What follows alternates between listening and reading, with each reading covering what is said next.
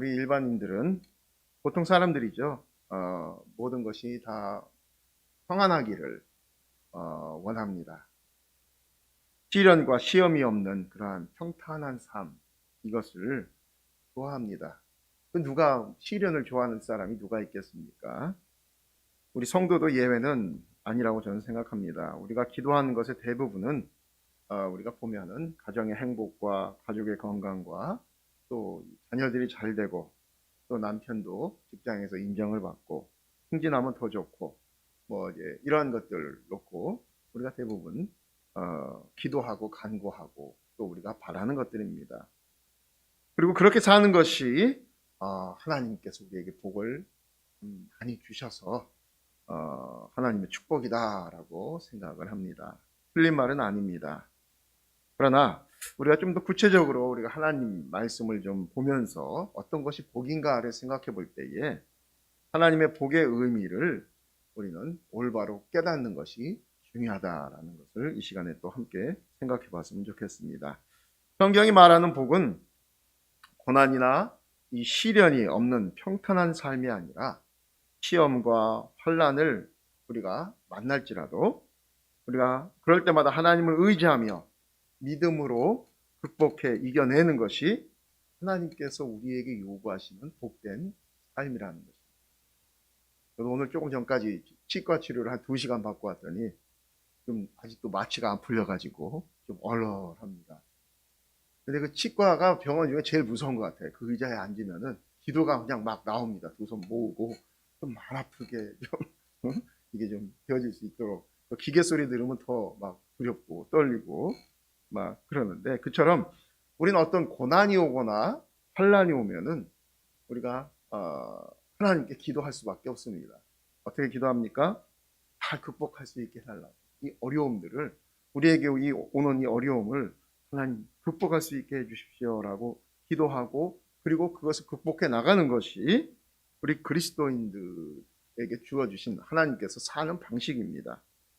그리고 우리가 하나님께 범죄했을 때 하나님으로부터 징계를 받는 것은 심판이 아니라 최고의 심판은 하나님이 죄인을 그냥 내버려 두는 여러분 유기라고 하죠. 그냥 버리는 것.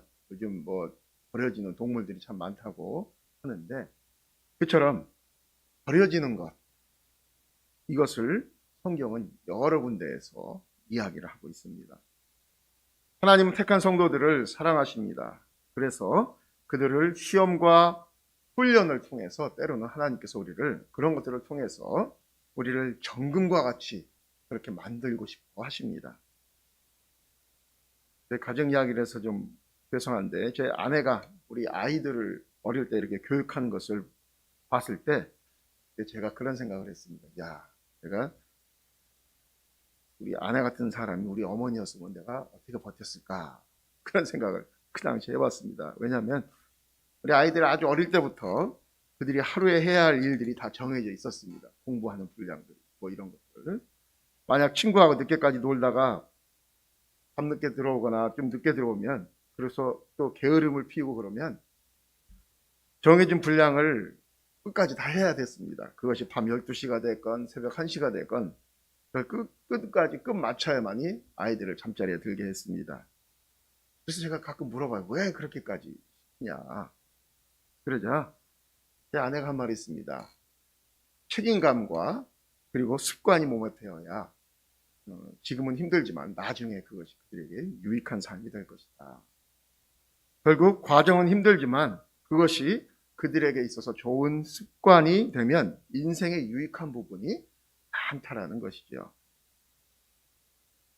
그리고 될 수 있으면 어린 나이지만 인생 경험을 많이 할 수 있도록 저희 아이들은 어릴 때부터 막 전단지 아르바이트 같은 걸 막 시켰습니다. 가서 니들이 한번 돈을 벌어봐라. 그래서 방학 때라든지 이럴 때 더운 날 아파트 같은데 이렇게 뭐 학원 전단지 같은 거 이렇게 붙이고 뭐 하고 하는 것들. 그래서 뭐 경비 아저씨한테 걸려서 도망 나오기도 하고 혼나기도 하고 막 그랬었는데 그래서 그래야 이 사회를 알 수가 있고 또 돈의 소중함을 그냥 용돈을 받는 것만 습관이 되는 것보다 네가 한번 벌어봐라. 얼마나 돈 버는 것이 힘든지. 그래서 그런지 저희는 이 아이들이 고등학교를 졸업하면 대학교 첫 학기 등록금만 대줍니다. 첫째도 그랬고 둘째도 그러고 그 다음부터는 모든 경제적인 부분에서 독립을 해야 합니다.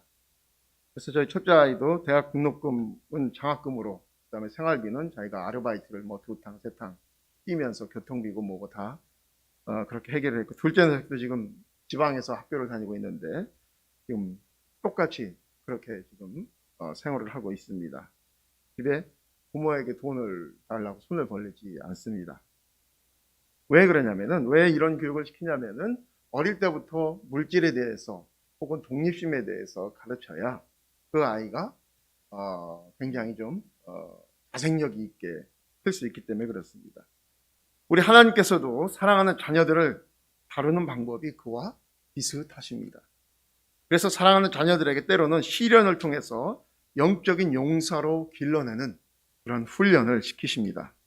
아무런 시련 없이 온실 속의 화초처럼 만사 형통만을 부르짖는 그러한 저속한 신앙인이 아니라, 어떠한 장애와 난관이 있다 하더라도 그것을 뚫고 나가서 승리를 쟁취하는 그 들판에 잡초처럼 강한 그리스도인으로 키우고자 하시는 것입니다. 우리가 인생을 살다가 하나님께 대한 깊은 감사를 느낄 때가 언제입니까? 바로 역경을 극복하고 나서입니다. 진정한 감사는 우리가 어려움을 당해보고 그 깊은 어려움에서 벗어난 경험이 있어야만 생겨나는 것입니다. 즉, 어려움의 그 위기를 극복한 경험이 있는 사람만이 진정으로 감사의 의미를 알 수 있는 것입니다. 저는 보릿고개는 안 넘어갔지만 저희 부모님 세대 그런 분들은 보릿고개를 넘기고 굶는다는 것이 얼마나 힘들었는지를 경험하신 분들이기 때문에 그분들의 음식을 대하는 태도가 틀리시더라고요. 반면 이 배고픔의 경험이 없는, 저도 뭐 그렇게 배고픔의 경험은 없었던 것 같습니다. 이런 사람들은 남았다고 버리고, 유통기한 얼마 안 남았다고 버리고, 보면 김장김치가 좀 맛이 없다고 또 그냥 통째로 갖다 버리고.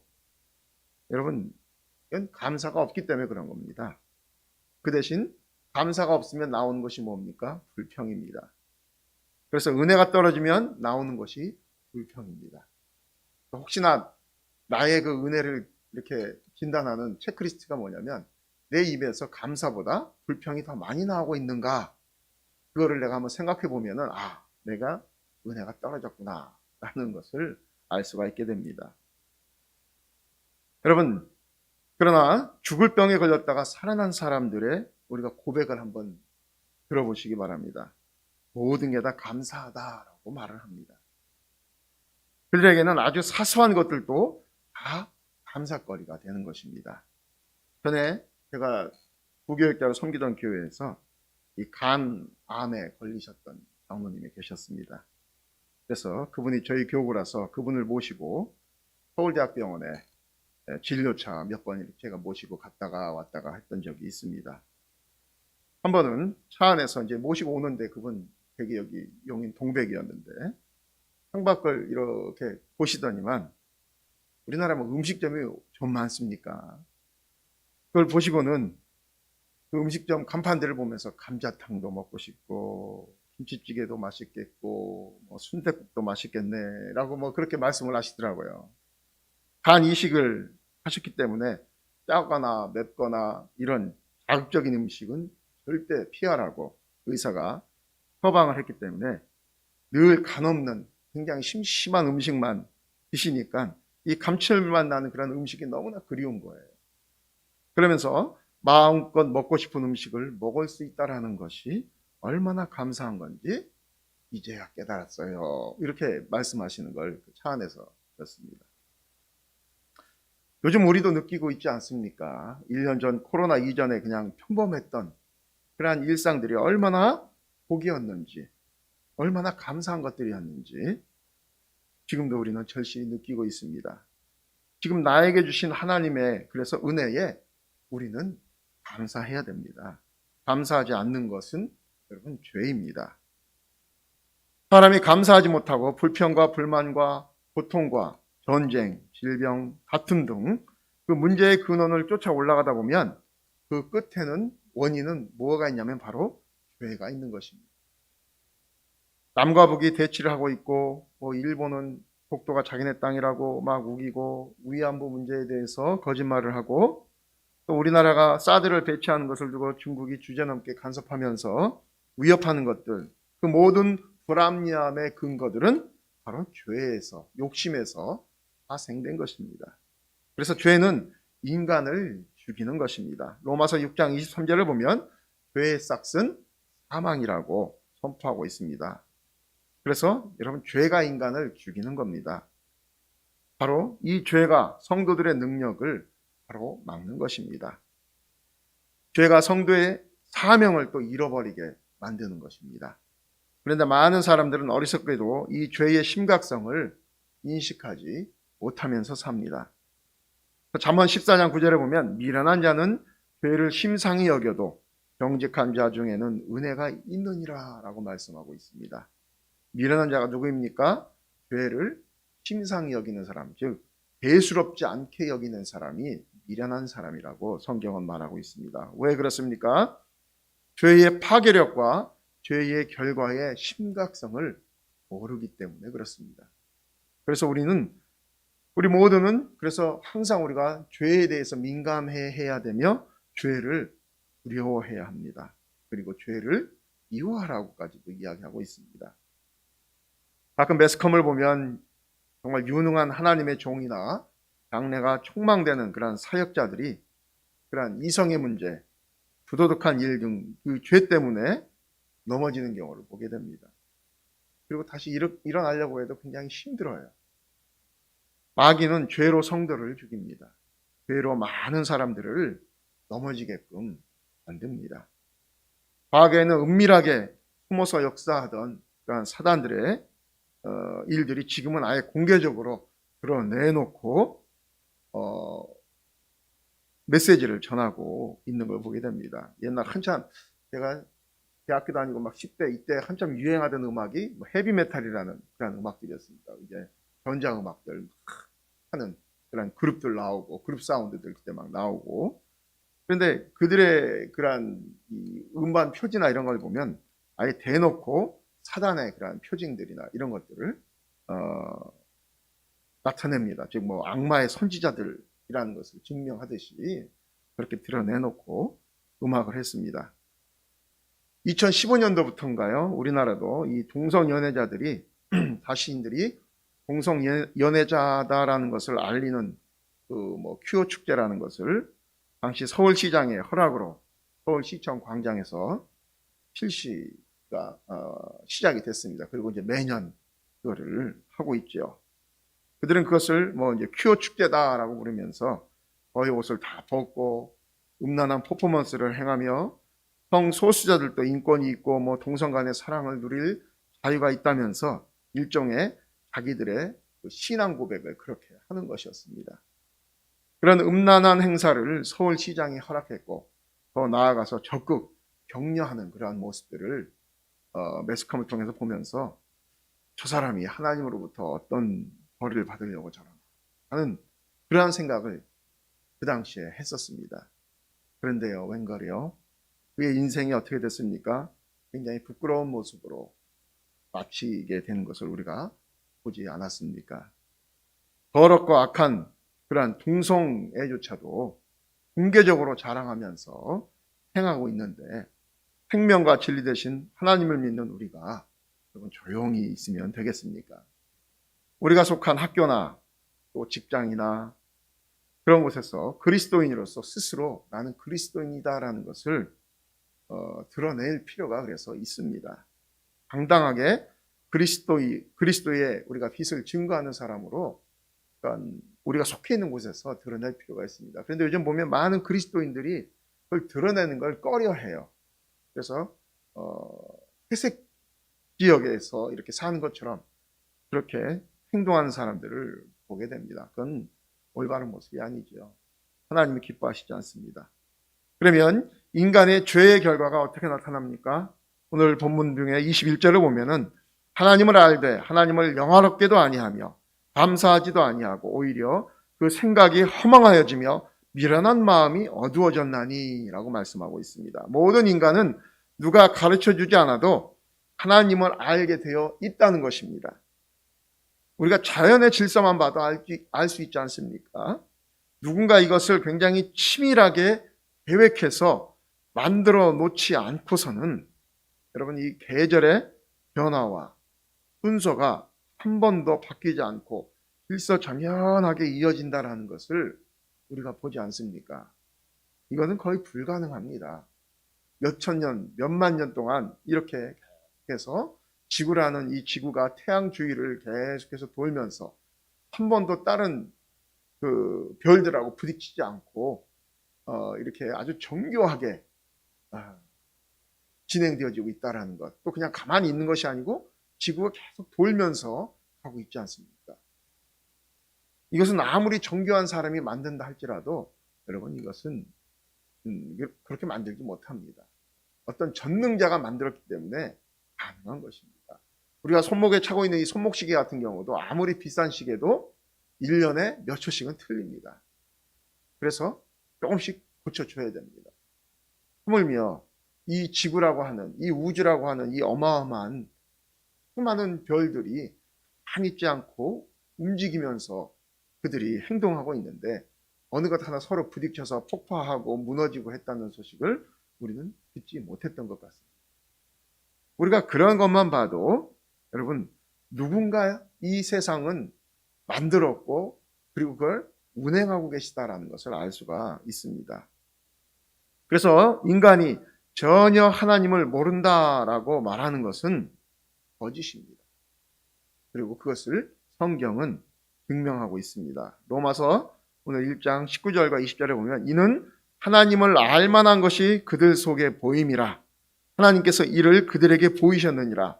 창세로부터 그의 보이지 아니하는 것들 곧 그의 영원하신 능력과 신성이 그가 만드신 만물에 분명히 보여 알려졌나니 그러므로 그들이 핑계하지 못할지니라.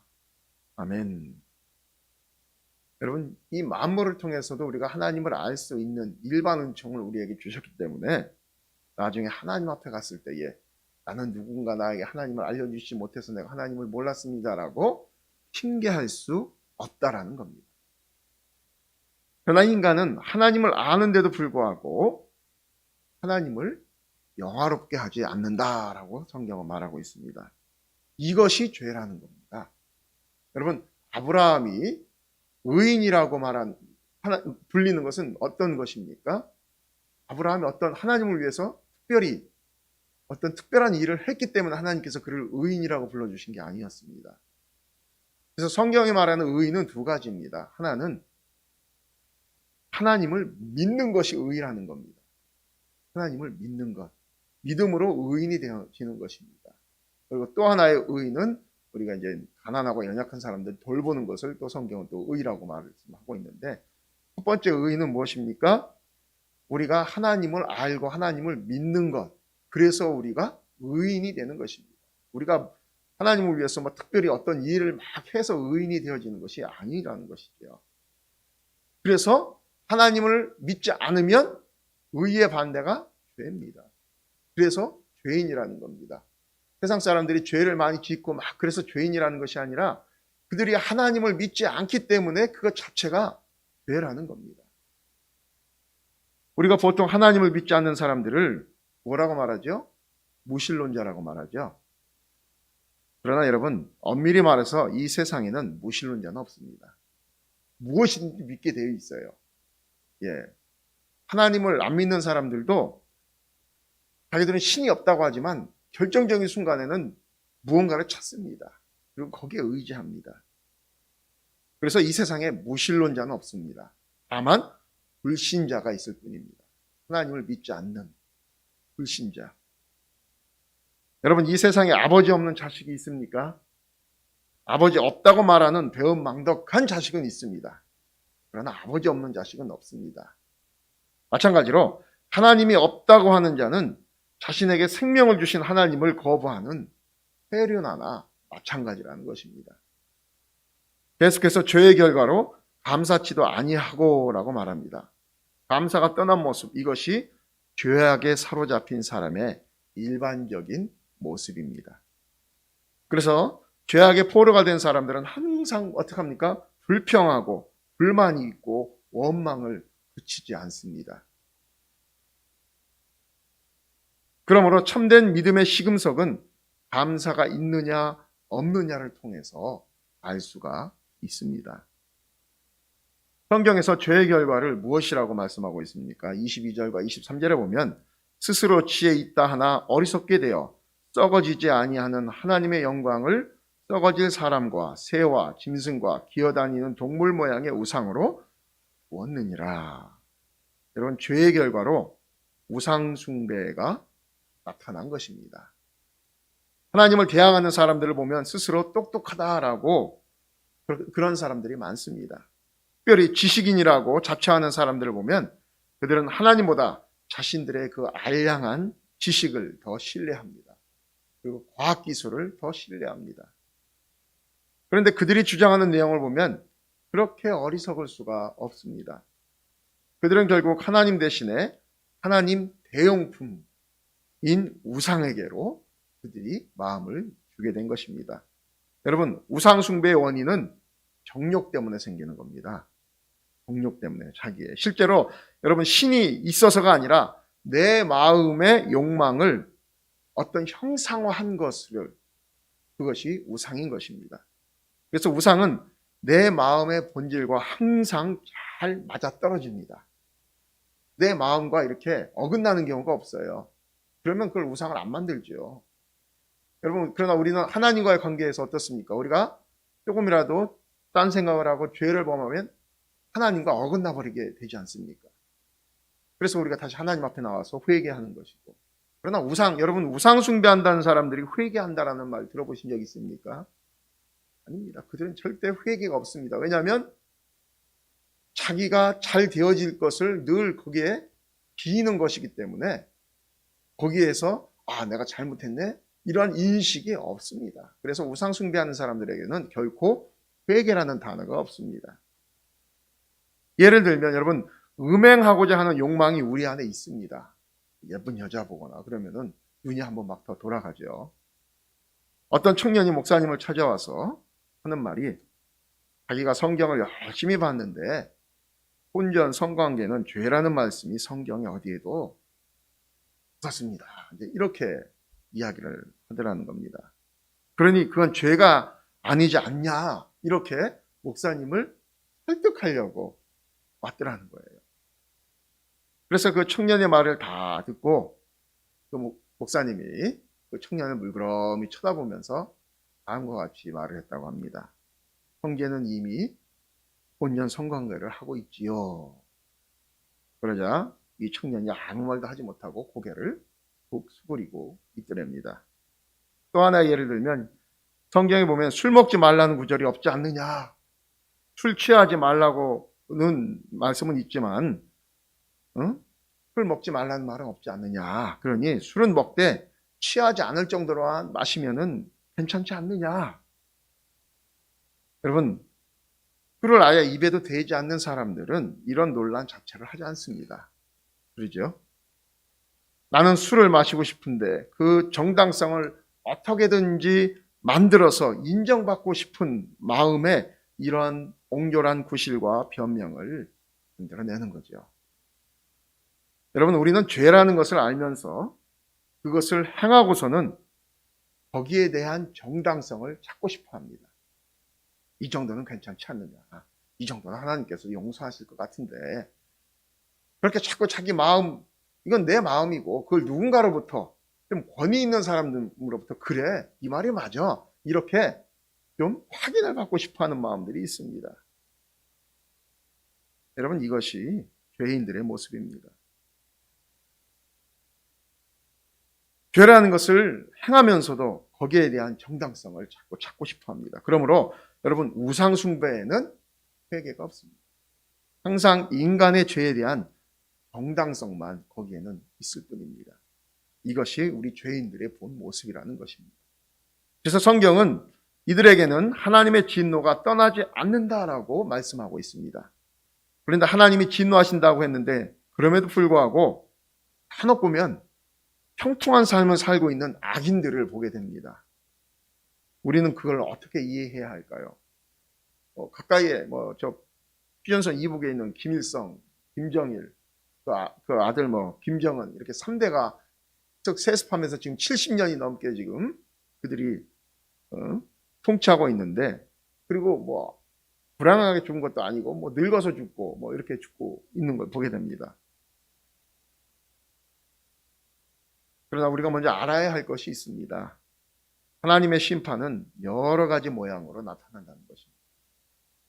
하나님의 심판을 보면 상당 부분은 이렇게 우리가 행한 대로 직통으로 또 오는 그런 직통 심판이 있는 것을 보게 됩니다. 초대교회의 그 아나니아와 삽비라식의 그런 진노의 심판이 그것이죠. 그래서 여러분, 우리가 특별히 주일날 예배를 드리지 않고 놀러 다니는 사람들 가운데 하나님의 이런 직통 심판을 받는 사람들이 많습니다.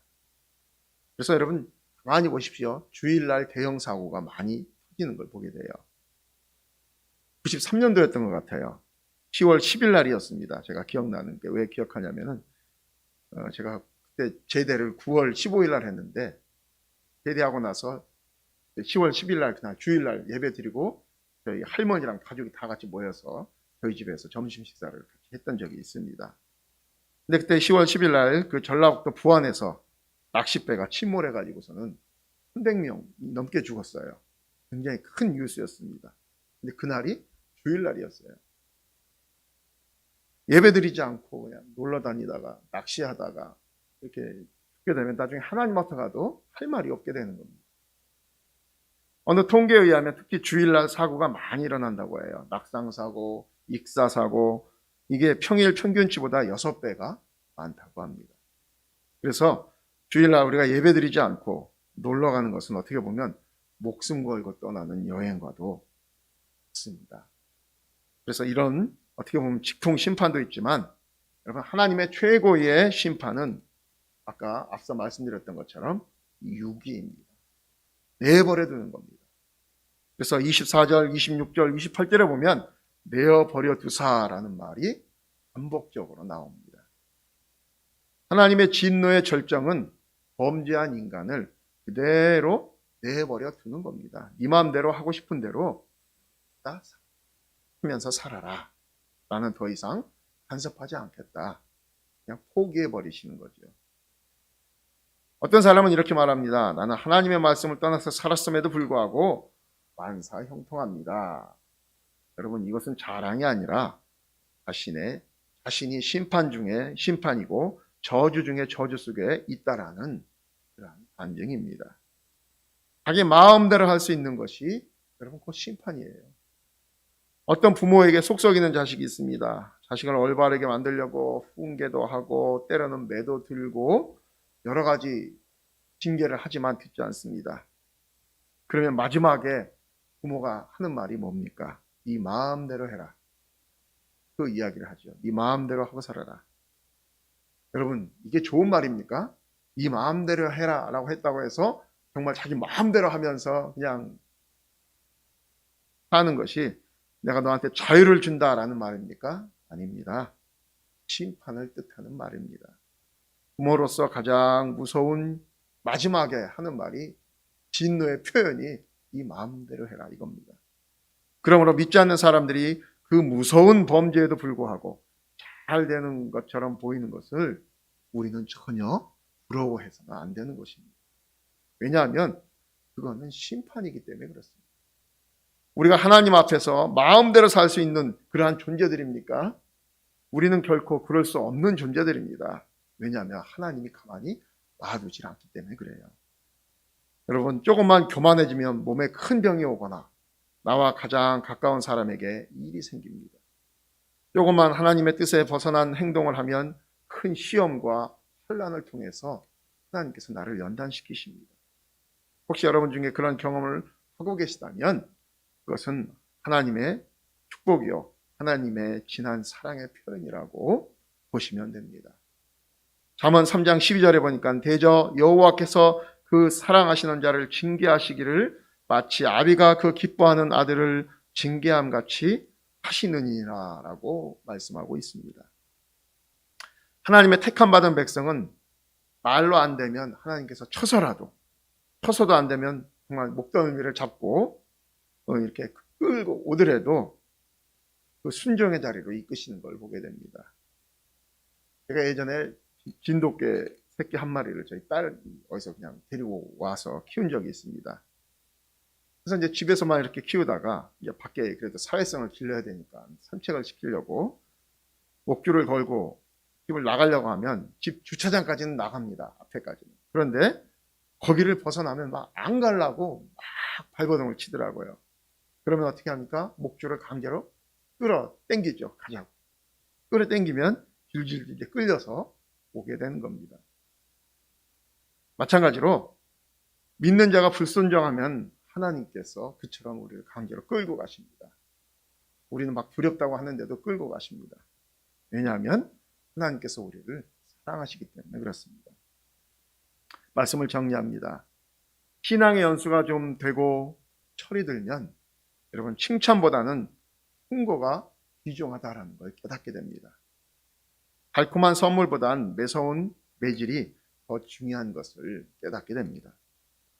여러분 중에서도 그렇지만 저는 그런 것 같습니다. 학창시절 제일 기억에 남는 선생님이 누구냐라고 물어보면 내가 잘못하면 거기에 대해서 모질게 매질한 선생님, 성적이 떨어지면 동아리 때리던 선생님이 제일 기억에 남습니다. 나에 대해서 잘해준 선생님은 별로 기억에 잘 이렇게 남지는 않는 것 같아요. 그때는 선생님에게 온갖 나쁜 별명을 지어서 부르기도 했는데 시간이 지나다 보니까 그분의 매질과 훈계가 있었기 때문에 오늘의 내가 있었다라는 것을 깨닫게 됩니다. 하나님은 사랑하시는 자에게 징계를 주십니다. 그 징계를 통해서 하나님의 백성이 정금같이 나오기를 원하시기 때문에 그렇습니다. 하나님은 우리가 죄악의 길에서 벗어나기를 원하신다는 걸 우리는 알아야 합니다. 그리스도인이 죄의 길에 들어서면 능력을 잃어버리게 되고 그 삶에 간증거리가 없어져 버립니다. 그리고 죄로 인해 우리의 사명도 잃어버리게 됩니다. 사명을 잃으면 이 세상에서 먹고 사는 일에 온통 신경을 빼앗겨 버리고 맙니다. 신앙생활을 해도 무미건조하고 재미가 없고 또 의미가 없어집니다. 그래서 우리는 죄악의 길에서 속히 돌이켜 하나님과 교통하면서 동행하는 것이 중요합니다. 그리고 악인의 형통함을 부러워하지 말고 오히려 그들을 우리가 불쌍히 여겨야 되는 것입니다. 왜냐하면 그들이 그 상태로 계속하다 보면 곧 멸망받을 그 자리로 갈 수밖에 없기 때문에 그렇습니다. 그래서 우리는 멸망받을 자의 그 구원을 위해서 기도하고 또 그들에게 하나님의 말씀을 내야 됩니다. 듣고 안 듣고는 그 사람 책임입니다.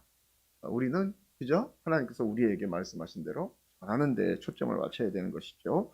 그래서 죄와 죄의 그 세력에서 해방시켜야 됩니다. 그것이 하나님의 나라를 확장하는 일이죠. 먼저 믿은 우리가 먼저 말씀으로 주의 강한 군사가 되어야 합니다. 그래서 그 징계를 통해 때로는 하나님의 사랑을 우리가 깨닫고 또 더욱 충성하여 승리하는 그러한 그리스도의 모범된 모습으로 살아야 될 줄로 믿습니다. 이것이 여러분 우리 하나님께서 우리를 강하게 끌어주시는 성도의 견인인 것입니다. 바꿀 수 없는 큰 은혜를 하나님께서 우리에게 주심으로 우리가 정말 구원의 반열에 들어가고 하나님의 자녀로서의 삶을 사는 것입니다.